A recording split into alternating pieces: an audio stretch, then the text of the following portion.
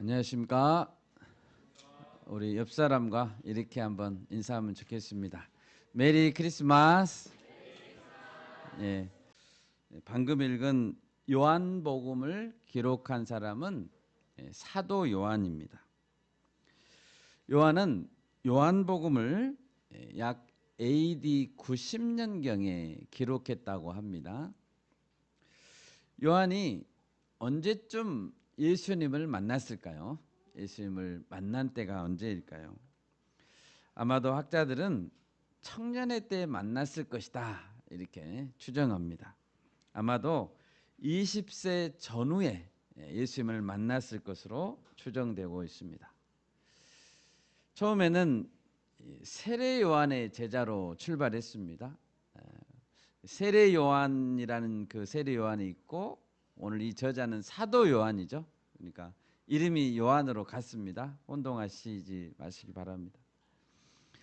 사도 요한은 이제 예수님과 함께 한 20살 정도에 만나서 약 3년 정도 지냈습니다. 그리고 나서 예수님의 십자가를 목격했고 또 부활할 때는 베드로와 함께 예수님의 빈 무덤을 확인하기도 했습니다. 그리고 예루살렘 교회와 에베소 교회를 섬겼고 그리고 그 일생 중에서 또 AD 70년경에는 예루살렘의 멸망도 보았겠죠.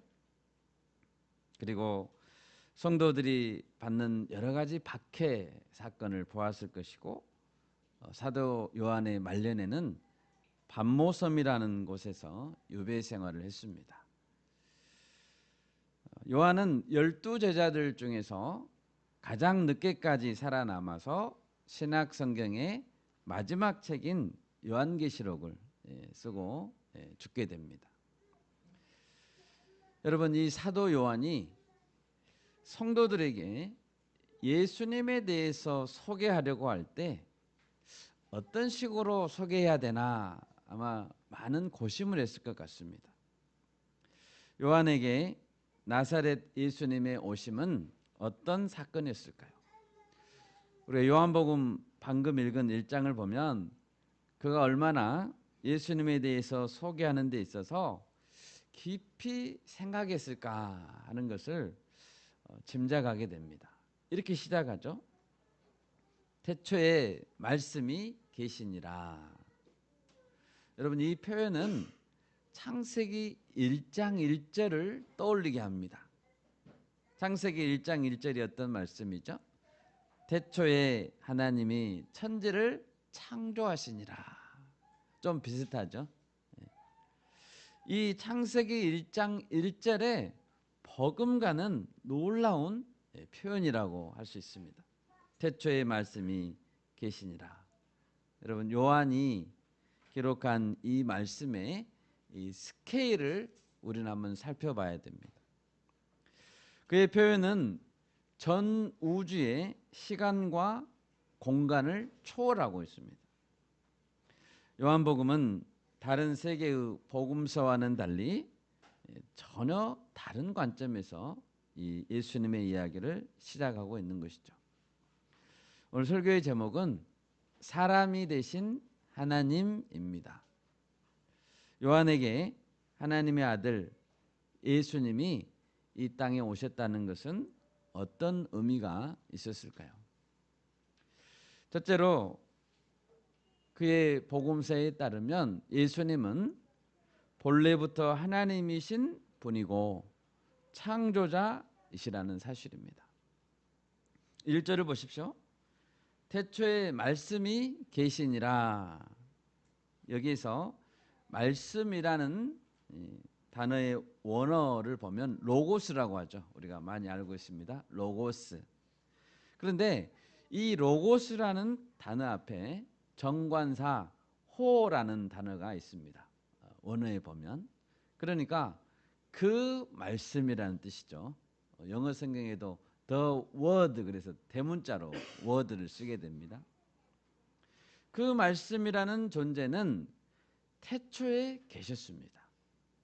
태초라는 단어는 어떤 특정한 시점을 가리키는 단어가 아닙니다. 태초. 우리는 보통 시작이라는 단어를 많이 씁니다. 시작하자. 이 단어를 쓸 때 우리는 항상 시작 전에 무엇인가가 있었다는 것을 전제하게 됩니다. 자, 이제부터 시작하자. 그전에도 뭔가가 있었는데 이제 시작하자는 거죠. 그전에 뭔가 있었다는 것을 전제하는 단어가 우리에게는 시작이라는 단어입니다. 어떤 존재의 시작은 시 공간에 갇혀 있는 인간들에게 그리고 물질 세계에 해당되는 말입니다. 그런데 오늘 1장 1절에서의 그 말씀은 이미 존재하고 있었고 우리가 알 수 없는 영원한 시간 전부터 그 말씀은 하나님과 함께 계셨다라고 기록하고 있습니다. 마태복음은 어디서부터 시작하죠? 마태복음은 아브라함부터 시작합니다. 아브라함과 다윗의 자손 이렇게 시작하죠. 마가는 탄생 기사가 없습니다. 마가는 예수님의 공생의 활동으로 바로 들어갑니다. 누가복음은 역사적인 조사 방법에 따라서 유대 왕 헤롯 때부터 이야기를 시작합니다. 그런데 요한은 모든 것의 시초, 진정한 근원으로서 예수 그리스도를 소개하고 있습니다. 그런데 요한은 그리스도를 논할 때 말씀이라는 표현을 썼습니다. 말씀. 예수님은 인격체시죠.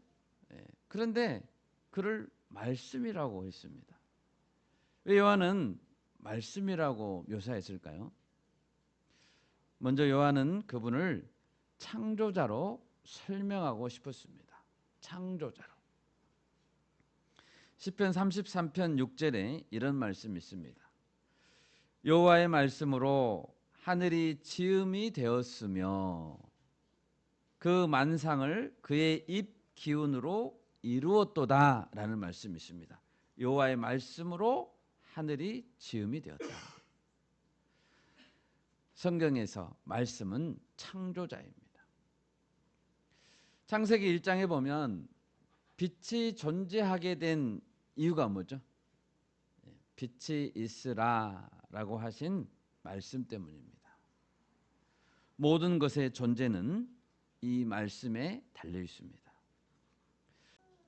여러분, 예수님은 창조자이십니다. 아멘. 믿으십니까? 아멘. 골로새서 1장 16, 17절 우리 다 같이 찾아보겠습니다. 골로새서 1장 16, 17절.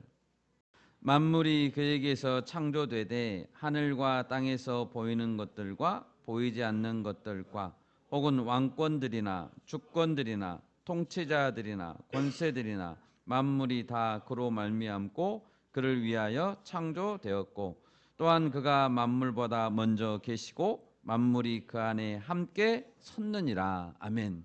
여기서 그분은 예수님을 가리킵니다. 만물이 다 예수님으로 말미암고 예수님을 위하여 창조됐습니다. 여러분, 우리는 예수님을 위하여 창조된 존재들입니다. 아멘. 또한 요한이 말씀이라고 소개할 때 계시자로서의 말씀을 이야기하고 있습니다. 예수님께서 밝히 드러내 보여주시지 않으면 사람들은 하나님에 대해서 알 수 없습니다. 예수님은 하나님에 대해서 그리고 하나님의 나라에 대해서 사람들에게 계시해 주시는 말씀입니다. 요한복음 3장 32절에 보면 이런 말씀이 있습니다. 그가, 여기서 그는 이제 예수 그리스도를 말합니다. 그가 친히 보고 들은 것을 증언하되, 예수님 우리에게 증언하러 오셨어요. 본인이 직접 보고 들은 것을 증언하되 그의 증언을 받는 자가 없도다 라고 말했습니다. 예수님은 말씀을 듣는 사람들을 대상으로 말씀을 하시는 분이십니다. 가르쳐 주시는 분이십니다. 선포하시는 말씀이십니다. 요한은 1절에서 보면 이어서 기록하고 있습니다. 이 말씀이 하나님과 함께 계셨으니 이 말씀은 곧 하나님이시니라. 이 말씀을 잘 보십시오. 이 말씀이 하나님과 함께 계셨는데 이 말씀이 곧 하나님이시래요. 이 표현은 우리를 당혹하게 만듭니다. 어떻게 말씀이라는 존재가 하나님과 함께 계시기도 하고 동시에 말씀이 곧 하나님이 될 수 있는가? 아마도 이런 표현을 들은 정통 유대인들은 신성모독이다라고 했을 것입니다. 어떻게 하나님은 유일하신 분인데 유일하신 하나님이 말씀일 수 있는가? 하나님께서 말씀하신다라는 표현은 말이 되는데 하나님이 말씀하신다라는 표현은 말이 되는데 말씀이 곧 하나님이다라는 표현이 어떻게 가능한가? 이 글을 쓰고 있는 사도 요한도 유대인입니다. 유일신을 믿는 유대인인 사도 요한은 이렇게 썼는데 이렇게 쓸 수밖에 없었습니다. 그는 이렇게 쓸 수밖에 없었어요. 예수 그리스도는 하나님의 본체의 형상이시고 예수님께서는 하나님을 계시하는 분이시고 창조의 실행자이시기 때문입니다. 우리는 이것을 삼위일체 하나님이라고 말합니다. 사도 요한에게 복음이란 예수님이 이러한 존재라는 선포입니다. 여러분, 우리는 왜 성탄절에 기뻐해야 합니까? 예수님이 이러한 분이신데 바로 우리 가운데 오신 분이라는 것을 믿기 때문입니다. 여러분 기쁘십니까? 네, 아멘. 그리고 그 예수님이 이제 다시 오신다고 말씀하시기 때문에 우리는 기쁜 겁니다. 이 사도 요한이 기록한 마지막 책은 요한계시록입니다. 이 요한복음을 쓴 사람과 요한계시록을 쓴 사람이 똑같습니다. 이것들을 증언하신 이가 이르시되 내가 진실로 속히 오리라 하시거늘 아멘 주 예수여 오시옵소서. 이 요한은 예수님이 다시 오실 것을 기다리는 거예요. 이 사실을 믿지 않는다면 우리가 기뻐해야 될 이유는 없습니다. 한번 오셨고 이제 안 오실 분인데 우리가 왜 기뻐해야 됩니까? 믿지 않는 자들에게, 예수님을 모르는 자들에게 당신은 성탄절이 기쁩니까? 라고 물으면 뭐라고 대답하실 것 같습니까? 대부분 기쁘다고 대답합니다. 공휴일이기 때문이기도 하고 선물도 받죠. 2013년도에 미국의 퓨 리서치 센터라는 유명한 리서치 전문 센터에서 조사했습니다. 설문조사했습니다. 비그리스도인들을 대상으로 성탄절이 기쁩니까? 물어보고 기쁘다면 왜 기쁩니까? 물어봤습니다. 물어봤더니 87%가 많은 퍼센트죠. 87%가 기쁘다, 축하한다, 성탄절을 축하한다 이렇게 대답했습니다. 그러면 왜 기쁩니까? 물어봤더니 가족 모임 그리고 선물을 받기 때문에 기쁘다고 했습니다. 구원과 상관없이 문화적 행사로 보는 것이죠. 여러분 우리는 왜 성탄절이 기쁩니까? 우리나라에 여러 휴일이 있죠. 공휴일이 있습니다. 개천절도 있고 한글날도 있고 한글을 만드신 세종대왕님께도 우리가 감사해야죠. 석가탄신일도 공휴일입니다. 성탄절도 공휴일입니다. 그러면 그런 날들과 성탄절은 왜 다를까요? 하나님이 우리 가운데 오셨기 때문입니다. 그리스도의 오심은 BC와 AD를 갈라 놓았습니다. 사람들의 의도와 상관없이 세상은 그렇게, 시간은 그렇게 나누어졌습니다. 이제 주님은 마지막 날에 다시 오실 것입니다. 주님이 다시 오시는 날 AD와 또 어떤 우리가 표현하겠죠. 영원한 시간이 됐다 할지 천국이 됐다 할지 하여튼 나누어질 것입니다. AD와 BC 그리고 주님이 또 오시는 그 시대는 이제 완전히 다른 시대가 될 것입니다.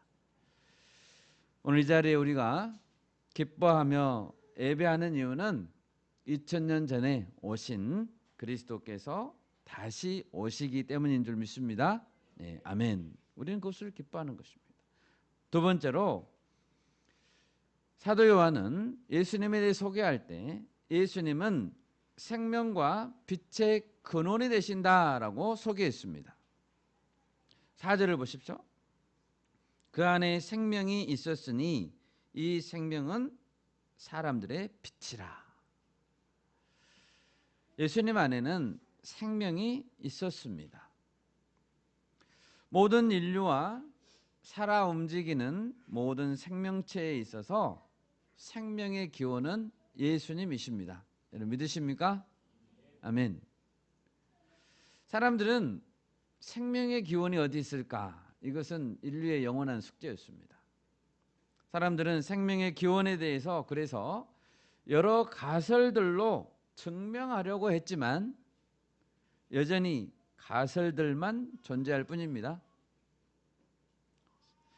요한을 비롯한 많은 제자들이 많이 있었죠. 예수님과 함께 지냈던 많은 제자들은 과학자들이 아니고 목격자들입니다. 예수님이 사셨던 시대에 사람들은 예수님께서 수많은 이적들을 행하셨음을 보았습니다. 예수님을 직접 만져봤죠? 만져보았습니다. 요한이 기록한 또 다른 책들도 있는데요. 다른 책인 요한일서 1장 1, 2절을 찾아보겠습니다. 요한일서 1장 1, 2절 우리 같이 읽겠습니다. 태초부터 있는 생명의 말씀에 관하여는 우리가 들은 바요 눈으로 본 바요 자세히 보고 우리의 손으로 만진 바라. 이 생명이 나타내신 바 된지라. 이 영원한 생명을 우리가 보았고 증언하여 너희에게 전하노니 이는 아버지와 함께 계시다가 우리에게 나타내신 바 된 이시니라. 아멘. 아멘. 요한은 이것을 지금 말하고 있는 것입니다. 우리가 직접 봤다. 자세히 봤다. 만져봤다. 경험했다. 예를 들면 죽은 나사로가 죽은 지 나흘이 되어서 썩은 냄새가 났습니다. 주여 냄새가 나나이다 그랬잖아요. 그랬지만 예수님은 나사로야 나오라 라고 했습니다. 살아서 나왔습니다. 많은 사람들이 이 장면을 목격했습니다. 많은 사람들이 봤습니다. 사람들은 나사로가 죽은 것을 알았고 그리고 살아난 것이 목격되었습니다. 설명할 수 있습니까? 설명할 수 없습니다. 목격했습니다. 사실이죠.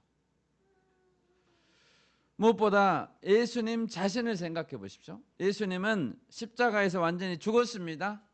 옆구리를 창으로 찔렀잖아요. 물과 피가 쏟아졌습니다. 그런데 사흘 만에 살아났습니다. 부활하신 예수님은 믿지 못하는 제자 도마에게 말했습니다. 도마가 못 믿었습니다. 요한복음 20장 27절입니다.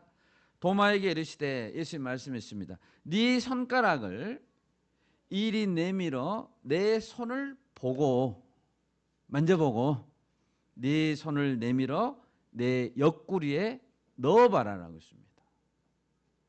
그리하여 믿음 없는 자가 되지 말고 믿는 자가 되라라고 말했습니다.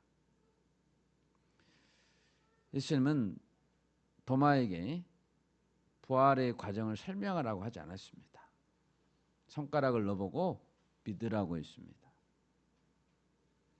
사람들은 그 과정을 논리적으로 설명할 수는 없지만 믿을 수는 있습니다. 아멘. 설명할 수 없지만 믿을 수 있어요, 없어요?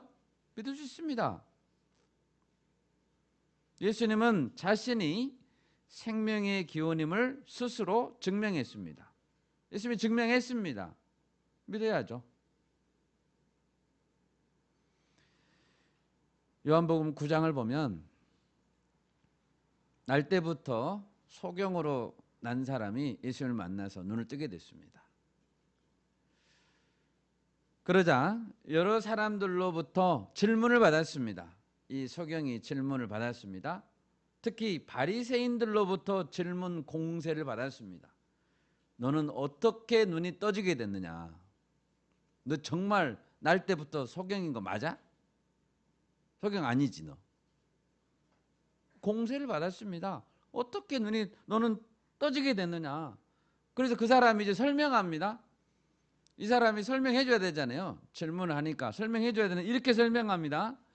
예수라 하는 그 사람이 진흙을 이겨서 내 눈에 바르고 나더러 실로암에 가서 씻으라 하기에 가서 씻었더니 보게 되었다 라고 설명했습니다. 그럼 이게 눈이 떠지는 과정에 대한 설명이에요. 우선 지금 의학적인 뭐 수술을 설명하는 게 아니잖아요. 예. 안구 이식 수술을 설명하는 게 아니잖아요. 요한복음 9장 11절 방금 제가 말씀했습니다.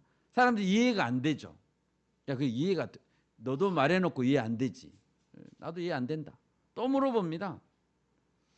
또 물어보니까 달리 대답할 말이 없습니다. 어떻게 더 설명해요? 그래 또 설명합니다. 또 반복해서 설명합니다.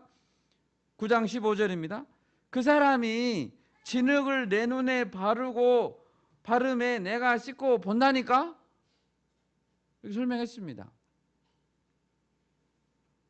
여러분 이것이 정직한 설명이에요. 그가 할 수 있는 최대한의 설명입니다. 그는 사실을 이야기했습니다. 이해가 됩니까? 말하는 자기도 이해가 안 돼요. 듣는 사람도 이해가 안 됩니다. 듣는 사람은 더 이해가 안 되죠. 부모에게 물어봅니다. 이제 그 부모에게 물어보니까 부모도 이해가 안 되잖아요. 그러니까 말을 못 합니다. 그 사람에게 물어보세요. 저희들도 모르겠습니다. 그런데 날 때부터 소경인 건 맞아요. 여러분 이 소경이 되었다가 눈뜬 자가 했던 마지막 말이 이 말입니다. 요한복음 9장 25절인데요. 대답하되 그가 예수님입니다.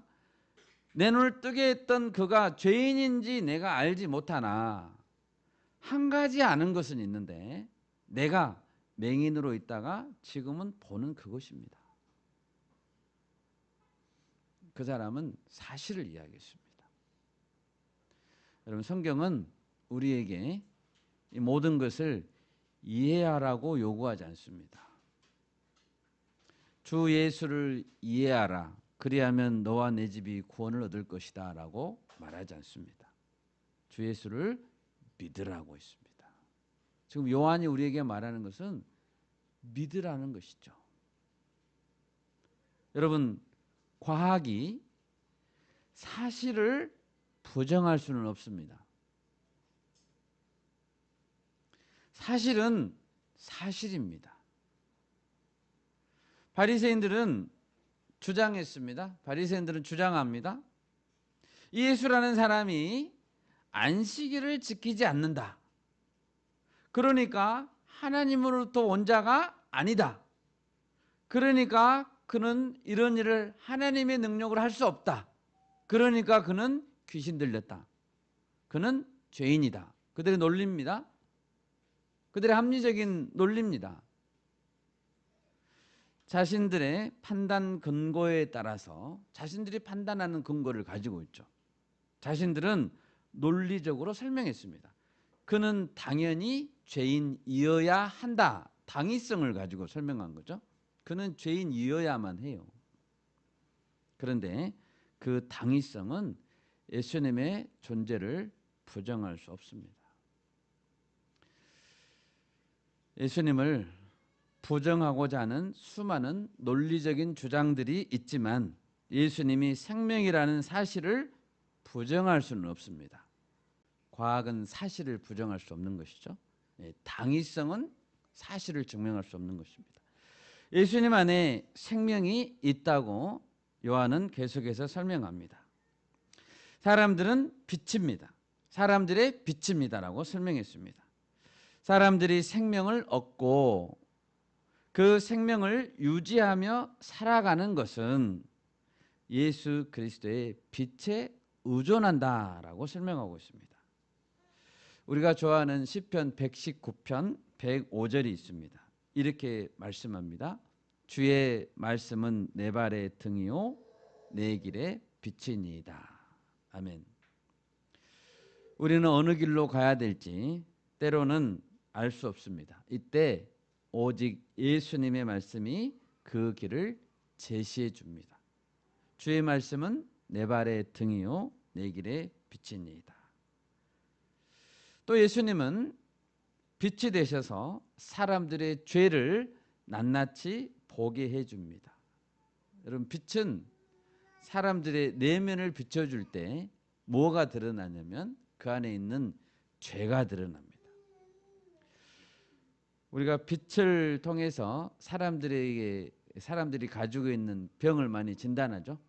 우리가 간단한 흉부 엑스레이를 찍은다 하면 그건 빛으로 찍는 건데 그 안에 있는 병을 보게 해주죠. 빛은 사람들의 죄를 낱낱이 보게 해줍니다. 빛이신 예수님은 우리 내면에 비추게 될 때 우리의 죄가 드러나는 것이죠. 말라기서에 이런 말씀이 있습니다. 4장 2절인데요. 내 이름을 경외하는 너희에게는 공의로운 해가 떠올라서 치료하는 광선을 비출 것이다 라고 했습니다. 공의로운 해가 떠올라서 치료하는 광선을 비춘다. 여기에서 보면 예수님은 치료하는 광선이시죠.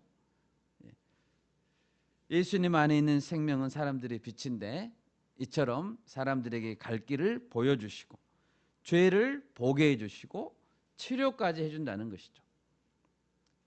그 안에 생명이 있었으니 이 생명은 사람들의 빛이다. 요한은 평생 살아오면서 이제 AD 90년에 이걸 썼으니까 그 인생 말년에 썼잖아요. 말년에 자신의 인생을 다 돌아볼 때 이 사실들을 부정할 수가 없었던 것입니다. 그래서 이렇게 썼습니다. 그분에겐 생명이 있었다. 우리에게는 생명이 없었다. 그분은 빛이었다. 우리는 어둠이었다. 그분은 의인이었고 우리는 죄인들이었다. 이렇게 설명할 수밖에 없었습니다. 우리의 생명의 빛이신 예수님을 찬양합니다. 네, 아멘. 마지막 셋째로 예수님은 유일한 구원의 통로다라고 설명하고 있습니다. 5절 말씀을 보십시오. 빛이 어둠에 빛이 돼 어둠이 깨닫지 못하더라라고 했습니다. 문제는 빛이 비쳤는데 사람들이 깨닫지 못한다는 것이 문제입니다. 깨닫지 못했습니다. 독생자 성자 예수님께서 성육신하여 생명의 빛을 가지고 오셨는데 바로 옆에 오셨는데 그 빛을 깨닫지 못했다는 거죠. 여러분, 만약 오늘 생명의 빛 예수님이 우리 가운데 오시면 우리는 어떻게 반응해야 될까요? 예수님이 오셨어요? 문을 열고 오시면 우리는 어떻게 반응해야 됩니까? 예수님 오셨어요. 이렇게 반갑게 반응해야죠. 그렇게 안 하실 거예요? 해야죠. 예수님 오셨습니까? 우리 기다리고 있었습니다. 다시 오신다고 하셨는데 오셨군요. 이렇게 반갑게 열렬하게 환영해야죠.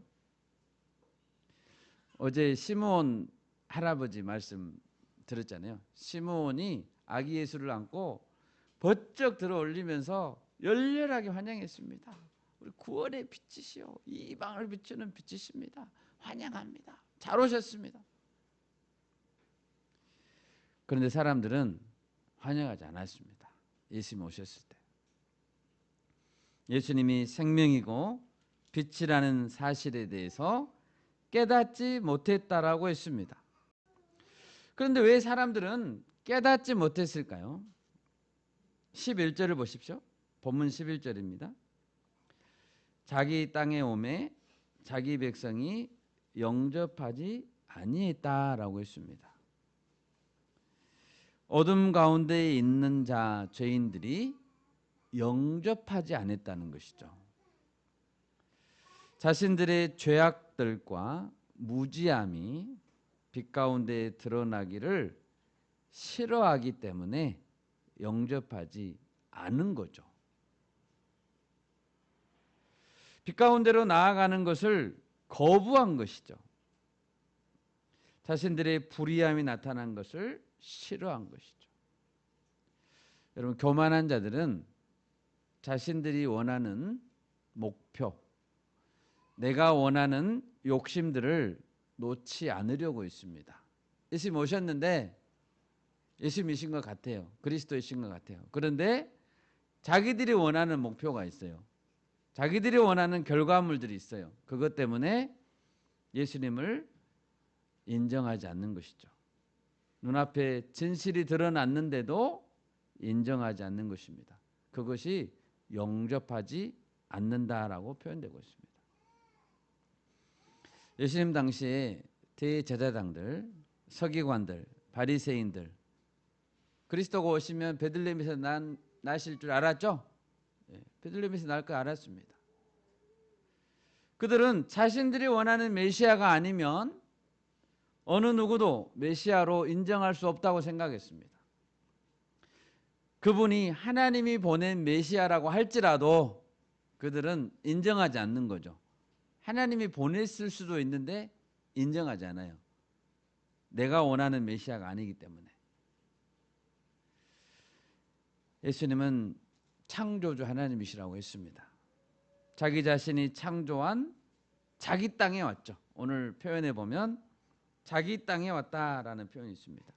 자기 땅에 왔고 자기 백성들에게 왔지만 주인 행세를 하는 교만한 자들은 그 예수님을 인정하지 않고 죽였습니다. 여러분, 죄는 얼마나 무섭습니까? 죄는 자기 주인을 죽일 정도로 무섭습니다. 죄는 죽기까지도 회개하지 않을 정도로 끈질깁니다. 죄는 예수님을 죽였고 예수님에 대해 증거하여 왔던 구약의 많은 선지자들도 죽였고 그리고 세례 요한도 죽였습니다. 이제 우리가 하나님께 나아갈 수 있는 길은 딱 한 길밖에 없습니다. 12절을 보십시오. 영접하는 자, 곧 그 이름을 믿는 자들에게는 하나님의 자녀가 되는 권세를 주셨다. 생명의 빛 되시는 예수님을 주님으로 영접하고 왕으로 인정하는 길밖에 우리가 생명을 얻는 길은 없습니다. 이해가 되지 않지만 다 이해가 되지 않지만 다 설명할 수는 없지만 받아들이는 믿음으로 그분을 인정해야 합니다. 오늘 말씀에 보면 혈통으로나 육정으로나 사람의 뜻으로 하나님을 영접할 수 없다고 되어 있죠. 혈통으로, 육정으로, 사람의 뜻으로. 빛을 영접하려는 자들에게는 자신의 죄가 드러나는 아픔과 자기의 잘못이 드러날 때 그것을 인정하는 겸손과 용기가 필요한 것입니다. 우리 14절 말씀 같이 읽겠습니다. 14절 말씀입니다. 시작. 말씀이 육신이 되어 우리 가운데 거하심에 우리가 그의 영광을 보니 아버지의 독생자의 영광이요 은혜와 진리가 충만하더라. 아멘. 말씀을 맺겠습니다. 여러분, 예수님을 겉으로 보면 예수님은 평범한 한 아기였습니다. 예수님은 가난한 목수의 가정에서 태어나서 한 목수로 그리고 랍비로 산 한 인간이었습니다. 멀리서 예수님을 보면 특별한 것이 없는 그저 한 사람이었습니다. 그런데 요한은 예수님을 어떤 분으로 소개하고 있습니까? 우리는 그 예수님 안에서 아버지 하나님의 독생자의 영광을 볼 수 있어야 합니다. 우리는 그 영광을 보는 자들입니다. 아멘. 아멘. 우리가 믿음의 눈으로 보고 성령의 눈을 통해서 볼 때 예수님의 인격과 예수님의 삶과 또 그가 이루신 사역을 통해서 하나님이시라는 것을 인정할 수 있습니다. 예수님의 길이 우리가 걸어야 될 진정한 길임을 믿습니다. 아멘.